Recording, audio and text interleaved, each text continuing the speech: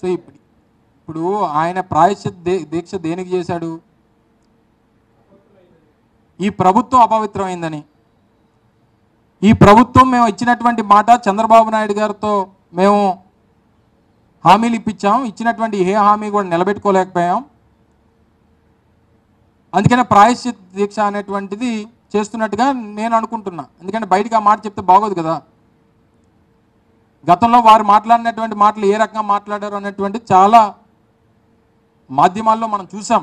మీకు కూడా పంపిస్తాను, మీరు కూడా చూస్తానంటే, లేదు మీ టీవీలో ఏబిఎన్లో ప్లే చేస్తానంటే నాకు ఇంకా మంచిది.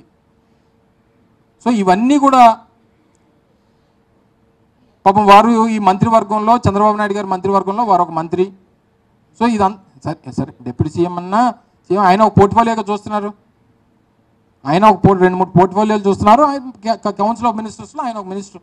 సో ఆయన గురించి నేను మళ్ళీ ప్రత్యేకంగా మాట్లాడాల్సినటువంటి, ఎందుకంటే రాష్ట్ర ముఖ్యమంత్రి గారే దీని మీద ప్రకటన చేశారు. దీని మీద ప్రకటన చేసినప్పుడు డెఫినెట్గా దాన్ని రుజువు చేయాల్సింది కానీ, లేదా ఒక ఇండిపెండెంట్ బాడీతో ఎంక్వైరీ చేయాల్సినటువంటి అవసరం కానీ. ఎందుకంటే మొన్న సిట్టు హడావిడి చూసాం. నిన్నే సిట్ కమిటీ అంతా కూడా వెళ్ళి దర్శనం చేసుకుంది. ఆ ఐజీ గారిని, ఎవరినైతే సిట్టు ఎంక్వైరీకి హెడ్గా పెట్టినటువంటి ఐజీ గారు మన పల్నాడులో పెద్ద దాడులు జరిగినప్పుడు, ప్రాణాలు తీసేసినప్పుడు ఏ రకంగా ఆయన వ్యవహరించాడో అందరూ చూసాం. సో ఆ సిట్ల మీద, స్టాండ్ల మీద మాకు నమ్మకం లేదు. మేము కూడా గతంలో ప్రభుత్వంలో ఉన్నాం, ఏ రకంగా పనిచేస్తే మాకు తెలుసు. ఆ సిట్ రిపోర్ట్ తీసుకొని వచ్చి చంద్రబాబు నాయుడు సీటు కింద ఎలా పెట్టుకుంటాడో కూడా మాకు తెలుసు. సో ఇవన్నీ కూడా దయచేసి ఏది చేసినా ఏం చేసినా ప్రజలకి ఈరోజు ఒక ఆంధ్ర రాష్ట్ర ప్రజలే కాదు, ప్రపంచంలో ఉన్నటువంటి ప్రతి ఒక్కరికి ఇది ఒక ఇంటర్నేషనల్ సబ్జెక్ట్ అయిపోయింది. సో దీని మీద వాస్తవాలు ఏంటి అనేటువంటి దానికోసం ప్రజలు ఎదురు చూస్తున్నారు. దానికి ప్రభుత్వం బాధ్యత తీసుకోవాలని చెప్పి ఈ సందర్భంగా కోరుతా ఉన్నా.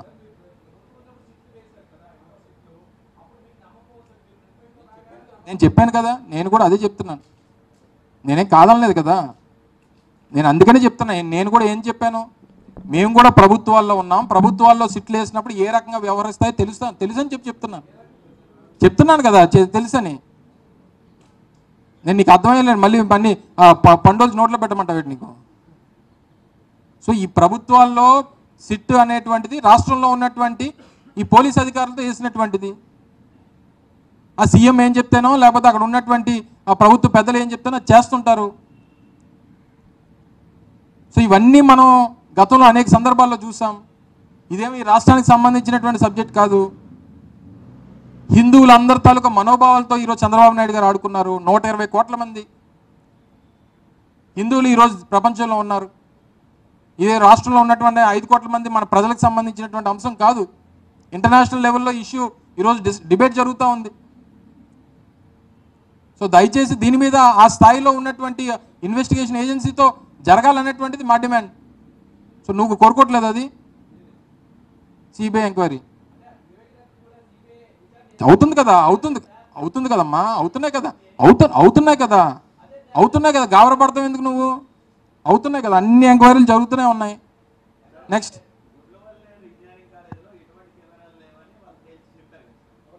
ఓకే చెప్పాడా? పోలీసులు చెప్పలే. మరి వన్స్ రాష్ట్ర ముఖ్యమంత్రి కొడుకు మీడియా ముందుకు వచ్చి అసలు అక్కడ ఏమీ లేదు, అక్కడ ఏమీ జరగలేదు, అసలు ఏమీ లేదు అని చెప్పేసిన తర్వాత పోలీసులు ఇంకేం చెప్తారు చెప్పు? ఇప్పుడంతా ఈరోజు చూస్తున్నాం కదా, గడిచినటువంటి 3 నెలలుగా ఈ రాష్ట్రంలో పోలీసులు తీరు అంత సినిమా పోలీస్ అయిపోయింది. సినిమాలో చూస్తుంటాం పోలీసుల్ని ఏ రకంగా వాళ్ళని చిత్రీకరిస్తారు, ఆ రకంగా వ్యవహరిస్తున్నారు ఈరోజు రాష్ట్రంలో. మనం ఏదైనా చెప్తే వినపడదు. నా కార్యకర్తల మీద కానీ, మా నాయకుల మీద కానీ దాడులకు సంబంధించి ఎప్పుడన్నా ఫోన్ చేసి బాబు ఏం జరుగుతుందో, అసలు లా అండ్ ఆర్డర్ ఉందా అంటే హలో అని చెప్పి ఫోన్ పెట్టేస్తున్నారు. అంటే ఆ పరిస్థితి ఈరోజు రాష్ట్రంలో సినిమా పోలీస్ వ్యవహారం నడుస్తుంది అంతా.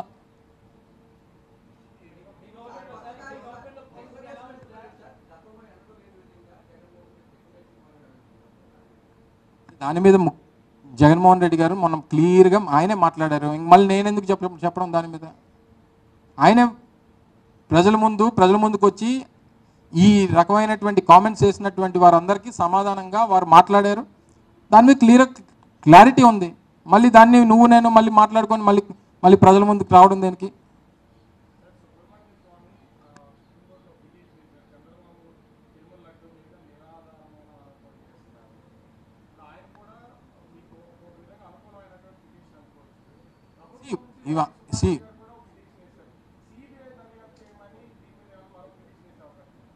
మేము కోరేది అదే, మేము వెళ్ళింది కూడా అదే. ఇందులో వాస్తవాలు ఏంటి? ఎందుకంటే సహజంగా సిబిఐ ఎంక్వైరీ నువ్వు నేను కోరితే ఇరు, అయితే రాష్ట్రాల్లో ఉన్నటువంటి ప్రభుత్వాలు కోరాలి, లేదా కోర్టు డైరెక్షన్ ఇవ్వాలి. ఇవి రెండు జరిగితేనే సిబిఐ ఎంక్వైరీ అనేటువంటిది వస్తుంది. ఈ ప్రభుత్వానికి ధైర్యం లేదు, ఎందుకంటే నిరాధారమైనటువంటి ఆరోపణలు చేశారు. ఇందులో జగన్మోహన్ రెడ్డి గారినో లేకపోతే గత ప్రభుత్వాన్ని ఇరికించాలనేటువంటి ప్రయత్నంతో చేసినటువంటి ఆరోపణలు అవి. ఆరోపణలు చేసిన తర్వాత ఇంత పెద్ద ఇష్యూ అయిపోతుందని చెప్పి తెలిసిన తర్వాత ఏ రకంగా దీని నుంచి బయటపడాలో తెలియక సిట్ ఎంక్వైరీ అన్నాడు. సో దాని మీద ప్రజలకు నమ్మకం లేదు. సో వీటన్నిటి మధ్య మేము కోర్టుకు వెళ్ళింది కూడా ఆ తాలూకా డైరెక్షన్ వస్తుంది అన్నటువంటి ఉద్దేశంతో. సుబ్రహ్మణ్య స్వామి గారు భారతీయ జనతా పార్టీ కదా, కూటమిలో ఉన్నటువంటి రాజకీయ పార్టీకి సంబంధించినటువంటి వ్యక్తే కదా. So end of the day ఒక ఇష్యూకి సంబంధించి ఒక కేసు వచ్చినప్పుడు అన్నీ ఒకే రకంగా ఉన్నప్పుడు ఆటోమేటిక్గా ఇంప్లీడ్ అవుతారు అనుకోవచ్చు, లేకపోతే కేసుని ఆ రకంగా తీసుకునేటువంటి అవకాశం సుప్రీంకోర్టుకు ఉంటుంది. ఏదేమైనప్పటికీ end of the day Subrahmanya Swamy కోరినా, లేకపోతే బిగ్ టీవీ రాజు కోరినా, లేకపోతే ఏవిఎన్ ఆర్కే కోరినా, ఎవరు కోరినా ఇందులో వాస్తవం ఏంటి అనేటువంటిది కోరుతున్నారు. ఇందులో వాస్తవాలు తెలియాలి ప్రజలకు అనేటువంటిది అందరి తాలూకు ఉద్దేశం. చంద్రబాబు నాయుడు గారు నిన్న మాట్లాడుతూ ఏం చెప్పారు? కల్తీనై వాడారు కానీ ఎక్కడ వాడారో తెలియదు అంటున్నాడు ఆయన. ఇదే ముఖ్యమంత్రి గారు చెప్పాల్సిన మాట. కల్తీనై వాడితే ఎక్కడ వాడారో చెప్పాలి, కానీ కల్తీనై వాడారు కానీ ఎక్కడ వాడారు ఈయనకి తెలియదంట. సో ఇవన్నీ రకరకాలైనటువంటి కన్ఫ్యూజన్స్. ఈరోజు నిజంగా దీని మీద ఎంత పెద్ద ఎత్తున చర్చ జరుగుతూ ఉంది. సో అందుకనే దీని మీద ఎంక్వైరీ, సిబిఐ ఎంక్వైరీ అయితేనో లేకపోతే సుప్రీంకోర్టు జడ్జితో ఎంక్వైరీ జరిగితేనో వాస్తవాలు బయటకు వస్తాయనేటువంటిది ప్రజలు ఆశిస్తూ ఉన్నారు. Thank you.